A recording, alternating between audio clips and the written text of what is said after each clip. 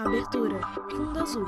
Linha branca horizontal se divide em duas e forma um quadrado que logo se desfaz. Círculo se divide horizontalmente em outros coloridos e se desfazem. No centro, repórter Justiça. Câmera de uma loja flagra dois homens apontando arma para balconista. Policial se aproxima do cadáver coberto por lençol. Cenas que parecem vindas de seriados e filmes policiais, daqueles que mostram o passo a passo de um crime. Mas nada aqui é ficção. Pelo contrário, uma realidade que mostra que a violência se espalha pelo país. Agosto de 2019, a advogada Letícia Curado, de 26 anos, saía para trabalhar quando foi abordada por um homem numa parada de ônibus de Planaltina, cidade a 40 quilômetros de Brasília. Era Marinésio dos Santos, um cozinheiro apontado pela polícia como um serial killer. Sentado e algemado, Marinésio conversa. Marinésio parou o carro e ofereceu carona à moça. Depois de muita insistência, ela aceitou o convite. A investigação aponta que Letícia começou a gritar quando percebeu as investidas sexuais do motorista. Uma discussão teve início e a jovem acabou morta por esganadura. Neste caso, o assassino confesso foi preso 2 dias depois com os pertences da vítima. Fotos de relógio e pasta. Aplauso das pessoas no enterro. Em setembro, também no Distrito Federal, um outro crime chocou a população. Logo após celebrar uma missa, padre Casemiro foi rendido por bandidos na paróquia onde trabalhava. O sacerdote foi encontrado morto com braços e pernas amarrados. Os assassinos fugiram, mas foram encontrados em pouco tempo. A praça onde ocorreu um crime está isolada por fitas de cor amarela e preta. Só que a elucidação de crimes violentos nem sempre é feita com sucesso. Um levantamento do Instituto Sou da Paz aponta que nem metade dos estados brasileiros produz dados que indicam quantos homicídios são esclarecidos. Das 12 unidades da federação que enviaram informações, apenas 4 solucionaram pelo menos 50% dos casos. Foram elas: Mato Grosso do Sul, com 73% de esclarecimentos, Santa Catarina, com quase 70%, Rio Grande do Sul, com 58% e São Paulo, com quase 51%.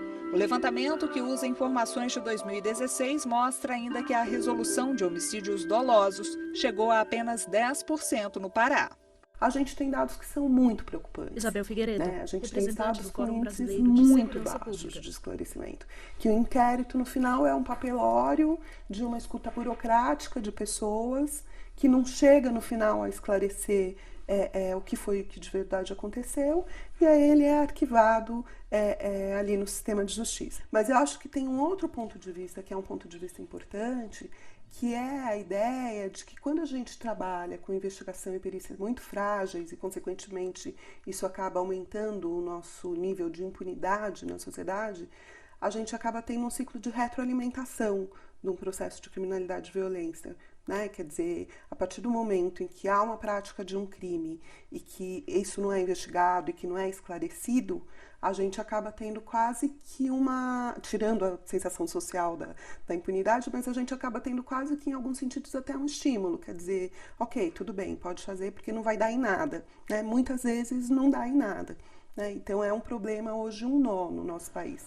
E o que leva alguém a praticar crimes? As razões pelas quais uma determinada pessoa comete um crime vão ser sempre psicológicas, da biografia dela. Eurico Cursino, Agora, a sociologia jurista e pode doutor em dizer, sociologia. pode oferecer uma interpretação sobre a base destas decisões psicológicas, aquilo que é comum a todos e que naquela pessoa em especial terminou virando delinquência. Quando você pensa na população brasileira, por mais que sejam altas as taxas de criminalidade, na verdade ainda uma pequena parcela da população que está envolvida com isso. Ou seja, do ponto de vista do sociólogo, chama a atenção também, não só o número de pessoas que está envolvida com o crime, mas um número enorme de pessoas que não está. Repórter caminha com o entrevistado pela rua. Há 2 anos, a vida do seu Fernando perdeu a graça. O Rafael, filho dele, foi morto perto de casa. Fica difícil, A gente fica só na saudade. Meu filho era um menino bom. Todo mundo gostava dele, entendeu? Menino sorridente, trabalhador, estudioso. Fernando Elias Dias. E agora eu perdi ele. O rapaz saía de uma festa quando passou por uma rua que tinha dono. Um homem de 50 anos ameaçou o jovem. Mandou ele sair do local. Os dois brigaram e Rafael foi morto com 5 tiros na cabeça. Silhueta de 2 homens. Um aponta A a arma dor para do o outro. agricultor é imensa. Até hoje o caso não foi solucionado. Eu vejo tanto caso passando na televisão, mesmo caso dele. Na mesma hora, o cara foi, igual mesmo aconteceu que eu vi, o cara foi pego em Belo Horizonte, o cara daqui de Brasília, no outro dia foi pego em Belo Horizonte. Então isso é falta de interesse, né? Foto de Rafael. Eu tenho fé em Deus que eu não vou ver o cara preso. Enquanto eu não ver ele preso, eu não vou sossegar. Imagem escurece e retorna para o escritório de Isabel. Para Isabel, que já foi diretora da Secretaria Nacional de Segurança Pública, o país pode sofrer um apagão na perícia criminal. A gente tem, ao mesmo tempo, no país, uma perícia Isabel Figueiredo. Com uma capacidade técnica de primeira linha, capaz de fazer os exames mais modernos, no mesmo nível de países mais desenvolvidos, né? Mas isso é a exceção. No cotidiano dos casos criminais, principalmente olhando alguns estados do país em que a perícia é ainda mais frágil, a gente tem aquela perícia que demora 8, 10, 12 horas para chegar no local do crime e aquele corpo ficou lá estendido e várias pessoas circularam ali naquele espaço e contaminaram essa possibilidade de uma boa perícia de local, de uma boa coleta de vestígios, né? A gente tem uma quantidade enorme de perícias que são realizadas, mas que não viram laudo, que não chegam no processo ou que chegam no inquérito e no processo muito tardiamente. Então, de fato, uma priorização, uma valorização da atividade pericial também é algo que falta. Policial e viaturas em local do crime. Outro policial tira fotos. Ao longo do Repórter Justiça, você vai ver como funciona o trabalho dos peritos criminais nas ruas e em laboratórios. No Distrito Federal, a reivindicação era antiga e o número de profissionais cresceu nos últimos anos para atender a uma demanda crescente. Hoje, eles são mais de 200. Homens e mulheres responsáveis pela elucidação de casos violentos. 2 mulheres e um homem caminham por corredor da Eles polícia. formam um trio imbatível. Ana Carolina, Halina e Marcos são 3 dos 4 peritos especialistas em biologia. Aqui fotografam objetos, passam a chamada luz forense numa calcinha, possivelmente de uma vítima de estupro. Fazem uma varredura e encontram vestígios indicativos de sêmen. Tem peritos que trabalham na área externa, né, que vão coletar esses vestígios no local de crime. Ana Carolina Uanes, dependendo do tipo de exame, eles podem também encaminhar para que a gente faça esses exames aqui, por exemplo, a pesquisa de sêmen, eles não têm condições de fazer no local, então eles fazem um recorte, né, coletam uma amostra, encaminham aqui para o laboratório para que a gente faça esse exame. Então, vai chegar para a gente, né, no envelope ou num tubo Eppendorf, esse tipo de vestígio, ou também vestígios como vestes, armas de crime, faca, pedra, barra de ferro, que os agentes de polícia coletaram no local e mandam via protocolo aqui dentro do laboratório. Uma das etapas do processo acontece bem aqui neste laboratório do Instituto de Criminalística. Os materiais biológicos colhidos em objetos encontrados nas cenas dos crimes são trazidos para cá e passam por uma análise minuciosa. Depois do laudo, a investigação continua em outros setores. Em média, os peritos recebem 5 casos violentos por semana, muitos deles relacionados a estupros e homicídios. Agora a perícia é feita na faca. Esfregando esse material que parece um cotonete, os peritos conseguem constatar se há existência de sangue.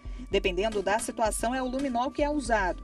E numa sala escura é possível encontrar outros vestígios. A prova de que não há crime perfeito. Por exemplo, um autor que cometeu um crime e se sujou de sangue. Aí essa veste ele tenta lavar, né, na máquina ou na mão, e aí o agente de polícia encontra lá na cena do crime. Eles podem encaminhar aqui para a gente fazer a pesquisa de sangue oculto, que é feito pelo método de luminol. E aí a gente consegue detectar esse sangue também, porque é um método bem sensível. Material exposto à luz Caso haja azul. necessidade, o material colhido segue para outros laboratórios, como o de DNA, por exemplo. E pelo menos por aqui, os resultados são positivos. A gente tem uma resposta muito boa. No caso de crimes sexuais, as vestes recolhidas das vítimas, a gente fez um levantamento de dados, em torno de 50% a gente tem material genético, ali a gente consegue alguma amostra do autor. Coleta de material em calcinha de vítima. O trabalho é incansável, afinal não é fácil tentar achar a peça que falta no quebra-cabeças de cada um dos mais de 60 mil crimes registrados no país. É importante a gente meio que Isabel Figueiredo. Que tirar um pouco um mito, uma percepção de que a gente tem de que o brasileiro é pacífico. Não é. A gente mora num país muito violento. né? Quando eu estou falando de 60 mil mortes, que poderiam ser quase o dobro disso se as tentativas tivessem sido consumadas, né? Porque a tentativa de um homicídio, por exemplo, ela só ficou na tentativa muitas vezes por um acaso. Podia ter sido um homicídio também, né? Então os nossos números poderiam ser quase o dobro do que eles são atualmente. Eles não são muitas vezes por um acaso. A câmera mostra a entrada de jovem em O prédio. Repórter Justiça vai para um rápido intervalo e volta já. Daqui a pouco, a repórter Fernanda Tavares vai mostrar como funciona a perícia assim que um crime é notificado. Nossa equipe acompanhou de perto o trabalho dos peritos. Não saia daí. Vinheta de transição. No centro, Repórter Justiça. Vinheta de transição. No centro, Repórter Justiça. Em delegacia, policial atrás de balcão. No sistema, inúmeras ocorrências. São furtos, roubos, tem também um homicídio. Os peritos são chamados. Imagem interna em viatura da polícia. Ela percorre rua sem asfalto até chegar ao local do crime. Acompanhamos a Polícia Civil até o local do assassinato. A cena que a nossa equipe encontrou foi esta. Nela, um jovem executado a tiros bem próximo de casa. O crime foi na comunidade do Sol Nascente, distante 35 quilômetros do centro de Brasília, uma região com altos índices de violência. Segundo o último levantamento do IBGE, a favela é a maior do país, superando a Rocinha, no Rio de Janeiro, com mais de 60 mil habitantes. Em média, 3 homicídios são registrados na área por semana. Peritos analisam o local do crime. O trabalho dos peritos é longo. Os profissionais cuidadosamente checam tudo. Nada passa despercebido. A gente vem André Meirelles, perito criminal. Alguns objetivos são, primeiro, materializar bem o fato, né? Esclarecer da melhor forma possível a dinâmica, como isso aconteceu. Várias particularidades têm uma consequência significativa para a justiça, né? Que é definição de como aconteceu, se aquilo depois pode ser configurado como um qualificador ou não. Talvez, se for possível, o número de pessoas envolvidas, né? Se houve algum requinte diferente ou marcante, né? Se isso é um crime que tem particularidades, às vezes pode estar relacionado a outros. Numa cena de homicídio Repórter como essa, Fernanda os peritos Tavares, criminais Sol levam Nascente pelo menos 1 hora para analisar e reproduzir a cena do crime. Eles precisam checar quantos tiros foram disparados, os projéteis espalhados pelo chão e checar também o corpo da vítima, analisar quantos tiros ela recebeu ou se também foi vítima de outra violência. Pequeno cone em chão de terra. Os detalhes são imprescindíveis para a investigação e acabam sendo usados para montar uma espécie de quebra-cabeça do crime. A gente entrega a mesma qualidade de vestígios que vai ser utilizado pela acusação ou pela defesa e como eles vão lidar com aquilo, a gente não tem nenhum objetivo particular com relação a isso. A gente quer realmente trazer da melhor forma possível o que aconteceu, a verdade, com embasamento científico, com embasamento material, para não haver nenhuma injustiça, que ninguém seja inocentado sendo culpado e, pior ainda, alguém ser culpado sendo inocente, que para mim é o pior cenário. Perita com amostra de cor rosa em pequeno frasco nas mãos. Você viu no bloco anterior que muitas provas são levadas para o Laboratório de Biologia e Química do Instituto de Criminalística. Nesta outra sala são feitos exames balísticos. Os projéteis recolhidos na cena do crime são analisados. Aqui, os peritos conseguem saber, por exemplo, que tipo de arma foi usada no assassinato. O policial atira um tanque de recolhimento cheio d'água. O material coletado no local de crime, um projétil ou um estojo, é encaminhado para cá, aí nós fazemos a descrição e identificamos pelo menos o Alves calibre. Cordeiro, perito por exemplo, criminal. foi uma arma 38, foi uma pistola .40, um revólver 22, e isso serve como subsídio para a investigação, procurar uma determinada arma com uma determinada característica. Desde Repórter Fernanda 1968, Tavares, a Polícia Brasília Civil DF. do Distrito Federal tem um arquivo físico de elementos balísticos relacionados a crimes. Isso foi possível graças a uma lei distrital. Tudo é guardado para investigação. Ou seja, mesmo que o armamento seja recuperado anos ou décadas depois do crime, é possível saber através de exame se foi de fato usado no dia do delito. O projétil, quando ele passa pelo interior do cano, o cano deixa marcas ali que é como se fossem impressões digitais no projétil. É por isso que nós podemos comparar um projétil suspeito com a arma suspeita. Então aí nós podemos dizer se esse projétil foi expelido ou não por aquela determinada arma. Arma sob perícia. Muitas vezes o número de identificação da arma, que é um registro obrigatório da Polícia Federal e do Exército, é fraudado. Artimanha de criminosos para não serem pegos. Percebemos que o número de série da arma foi suprimido, mas isso não impede que façamos a identificação da arma, porque temos métodos para recuperar esse número. Ele analisa imagem ampliada no computador. São estes profissionais que, além de verificar as cenas de crimes violentos, desvendam outras situações. Os delitos são diversos.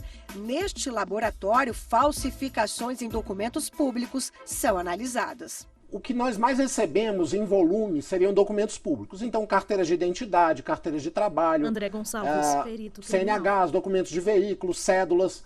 Todos esses documentos sofrem muitas falsificações. Embora os crimes de falsidade eles tenham uma penalidade pequena, sejam considerados crimes menos graves, eles são extremamente utilizados como acessórios a outros crimes. Então, se um estelionatário vai praticar uma fraude bancária, uma fraude em um empréstimo bancário, ele vai utilizar uma falsificação de documentos. O perito mostrou na prática um exemplo. Utilizando luzes e filtros em determinados comprimentos de onda, nós conseguimos fazer uma diferenciação entre o comportamento óptico dessas tintas. Então nós temos duas tintas pretas, que seriam de difícil diferenciação a olho nu, e aí com o equipamento a gente consegue realçar essa diferença. Nós conseguimos ver perfeitamente a diferença entre as tintas, e aí nós temos o valor que foi originalmente aposto, que é de R$100, ou de 100, enfim, no caso não está com a unidade, e nós conseguimos ver a tinta que foi colocada depois para recobrir. Homem vestindo camiseta de manga longa, bermuda e boné entra em prédio. A Polícia Civil do Distrito Federal também tem trabalhado intensamente na identificação de criminosos e hoje conta com a mais alta tecnologia para o reconhecimento de faces. Quase todo dia chega aqui imagem de circuito interno de Renato Lira, sistema de segurança. perito criminal. E aí a gente faz uma comparação. Existem alguns suspeitos, geralmente 1 ou 2, e aí a gente faz a comparação e diz se tem ou não compatibilidade com esse tipo de suspeito que é encaminhado. Renato digita em teclado. Recentemente, esses peritos desenvolveram um software que faz o reconhecimento da imagem de circuito pela altura. A tecnologia é a única usada no país e ajuda em casos de assaltos quando o bandido usa máscaras no rosto, bonés e casacos. A tentativa sempre é fazer o mais rápido possível, porque isso aqui, geralmente quando chega aqui, exige essa exigência, né? Tem essa exigência de celeridade. Muitas vezes a própria investigação, ela vem aqui pessoalmente, o pessoal da delegacia, os agentes ou o delegado, trazem o material em mãos e só a posteriori que eles pedem um laudo, porque sabe que o trâmite burocrático é grande. Mas eles já tendo a informação, isso já agiliza. Em laboratório, perito organiza amostras. E veja no próximo bloco do Repórter Justiça como é feita a perícia de crimes financeiros, como a lavagem de dinheiro. Você vai saber como a Polícia Federal identifica rastros e encaminha a investigação para o Judiciário. É daqui a pouco, não saia daí. Vinheta de transição. No centro, Repórter Justiça. Vinheta de transição. No centro, Repórter Justiça. Você acompanhou aqui no Repórter Justiça parte do trabalho de peritos, servidores públicos indispensáveis na elucidação de crimes de diversas naturezas. Agora, vamos mostrar o trabalho deles no combate aos delitos praticados na esfera federal contra a União. Em laboratório, perito trabalha com amostras. 1.000 homens e mulheres de 18 áreas do conhecimento e espalhados por todo o país desvendam provas e são responsáveis pela confecção de cerca de 50 mil laudos periciais por ano.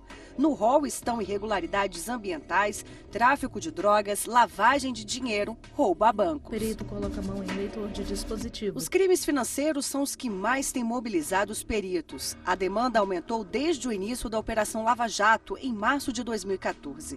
Luiz coordenou parte dos trabalhos na sede da Polícia Federal em Curitiba, no Paraná. É um trabalho interdisciplinar dentro da perícia e é um trabalho interdisciplinar para a parte externa à perícia, né? E na parte externa, com os diferentes tipos de crimes investigados por diferentes equipes, a gente precisa dessa integração para entender o que está acontecendo e conseguir materializar aquilo que eles aprenderam e aquilo que eles investigaram lá fora, né? Por exemplo, desvio de dinheiro público com obra de engenharia civil. Luiz Espersigo Júnior, diretor do Instituto Nacional de E a gente vai precisar da atuação de um engenheiro civil para identificar o que foi feito na obra e de um contador para identificar o que aconteceu naquele desvio, como que ele foi feito. Apesar do trabalho em equipe da Polícia Federal, o Brasil ainda lidera o ranking mundial de lavagem de dinheiro. Os dados são do relatório global de fraude e risco da Crowe, empresa de gestão de riscos e investigações corporativas. Se você for olhar hoje esses processos da Lava Jato, praticamente você não vê dinheiro nesse processo. Antônio Carlos Moraes, você pode observar que tudo que se discute ali, os peritos começam seguindo o rastro do dinheiro, e ninguém pega em dinheiro. Esse dinheiro está no exterior, ele está transferido, por exemplo, para bens. Ele comprou um imóvel, comprou um barco, comprou um carrão, mas esse dinheiro não é palpável. Comprar joias para lavar dinheiro foi o caminho das pedras que peritos encontraram como rastro deixado pelos investigados. De acordo com a Polícia Federal, milhões de reais foram lavados dessa forma. O ex-governador do Rio de Janeiro, Sérgio Cabral, condenado a 13 anos de prisão, é um exemplo. Ele adquiriu brincos de ouro com brilhantes, anéis, pulseiras, gemas preciosas sem nota fiscal. Que a gente tem como identificar os tipos de liga, se é ouro, se não fazemos uma avaliação na questão de marcas, fazemos uma avaliação de mercado na questão de preço. Identificamos, tem muitas dessas joias que têm pedras, né, tem gemas, fazemos as avaliações, as identificações, para fazer a questão de valoração mesmo. A avaliação das joias ajuda o judiciário na decisão das penas dos acusados. A nossa intenção é dar uma autoria, né? Então, como você tem um produto mineral que é um bem da União, ele é um bem da sociedade. Então, uma vez que você consegue valorar aquilo, você consegue fazer um link de autoria e fazer uma reparação. Os crimes financeiros também possuem ligação direta com o tráfico de drogas. Cocaína e maconha são entorpecentes mais apreendidos nos estados brasileiros nos últimos 3 anos. A gente faz as apreensões nos estados do Brasil, né? Todos os estados, a maioria dos estados do Brasil tem um laboratório de química da Polícia Federal. Então eles fazem os exames mais simples, como cocaína, maconha, êxtase, por exemplo. E os exames mais complicados, mais difíceis, que eles não têm condições técnicas de executar, eles enviam para Brasília, que é o nosso laboratório, que é o laboratório central da Polícia Federal. Então você faz uma identificação no momento da apreensão e se confirma a identidade da substância para essa pessoa poder ser julgada e condenada como traficante, no caso, né? A gente tem que ter certeza que ela está portando uma droga que é proscrita no país. Perito guarda material em recipiente quadrado azul e liga a aparelho. O material genético de muitos suspeitos vem parar no banco de dados da Polícia Federal. O laboratório de DNA está em ampla expansão. Hoje, o banco de perfis genéticos dos estados e da Polícia Federal conta com mais de 30 mil cadastros. Aqui são encontrados vestígios de crimes e também o DNA de condenados de presídios federais. O carro-chefe é a identificação humana através de DNA. Né? O que é o DNA? O DNA é uma molécula que está nos vestígios, né? Biológicos, e a gente tenta vincular esse vestígio a um autor de algum delito. A gente tem um banco de perfis de vestígios e tem um banco de perfis de pessoas. Quais são essas pessoas? São pessoas condenadas ou investigadas, conforme uma lei, né, que existe desde 2012, a Lei 12654 de 2012, ela prevê, né, a coleta compulsória, né, dessa referência dessas pessoas. A perícia, para mim, ela é assim o meio inicial Antônio Moraes, para que você possa abrir um processo. Sem uma perícia minuciosa, detalhista, a perícia, ela informa ao julgador uma verdade. E você pode observar os anos de observação que toda uma atitude de um juiz, uma sentença, ela está amparada numa prova material. Perita com máscara e óculos de proteção analisa material sob luz forense. Homem atira em tanque de recolhimento. O Repórter Justiça de hoje fica por aqui. Você pode ver esse e outros programas no nosso canal no YouTube, TV Justiça Oficial. Visite também a nossa página na internet, é tvjustiça.jus.br. Quer enviar uma sugestão de reportagem? Então anote aí o e-mail, é repórterjustiça@stf.jus.br. Obrigada pela companhia. Renê, até a próxima e tchau. Créditos finais. Direção, Tiago Oliveira. Produção, Marcelo Luiza. Reportagem, Fernanda Muilaete e Fernando Tavares. Edição de texto, Fernanda Muilaete. Cabelo e maquiagem, Kelly Matheus. Figurino, Thalita Oliveira. Cinegrafia, Lázaro Filho e Luiz Guilherme. Assistência técnica, Carlos Ferreira e Kleber Leite. Edição de pós-produção, André Eustáquio e Thiago Lopes. Videografismo, Lucas Matias. Núcleo de programação, Rosa Lazen. Núcleo técnico, Fábio Guedes. Núcleo de produção de programas, Flávio Soledade. Supervisão, Coordenadoria de Gestão da TV e Rádio Justiça. Secretaria de Comunicação Social, STF. Realização, TV Justiça 2019. Audiodescrição, Visuáudio. Roteiro, Kainan Leão. Narração, Ana Luísa De Franco.